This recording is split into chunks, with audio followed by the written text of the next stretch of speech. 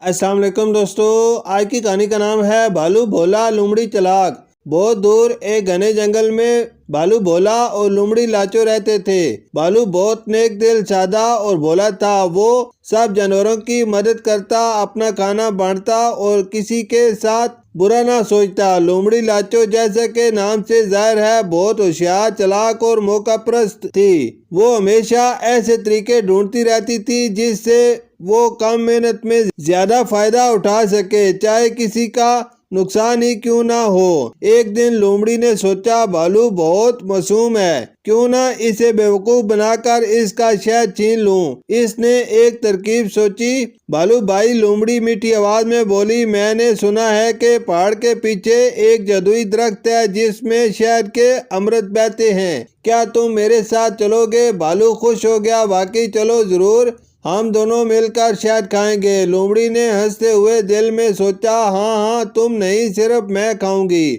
रास्ते में चलते हुए लोमड़ी ने बार बार बहाने किए, भालू भाई जरा आगे जाओ, मैं एक घास खाने आई हूँ, और छुपकर शहद खाने लगी जो उसने पहले से वहाँ छुपा रखा था। 3 दिनों में उसने सारा शहद खा लिया। हर बार भालू को खाली हाथ लौटना पड़ा। आखिर एक दिन भालू ने पूछा, लोमड़ी बहन, हर बार तुम गायब हो जाती हो और शहद भी कम होता जा रहा है, कहीं तुम? लोमड़ी हंसी, अरे नहीं नहीं, मैं तो खुद भूखी हूँ, शायद शहद खुद उड़ गया। भालू थोड़ा उदास हुआ मगर कुछ न कहा। मगर अब जंगल के सब जानवरों को शक होने लगा।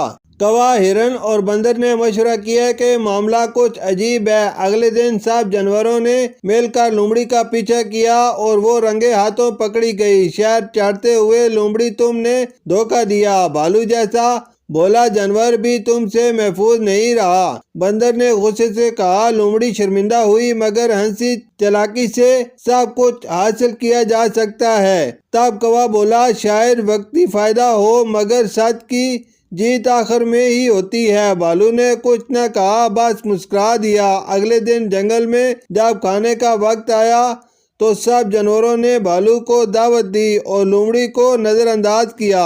लोमड़ी तनहा बैठी सोचने लगी, शायद भालू की भोलपन ही इसकी असल ताकत है। तब से लोमड़ी ने चालाकी कम और सच्चाई ज्यादा अपनाई और जंगल में एक नई कहावत मशहूर हुई, चालाकी अकल देती है मगर सच्चाई दिल जीतती है।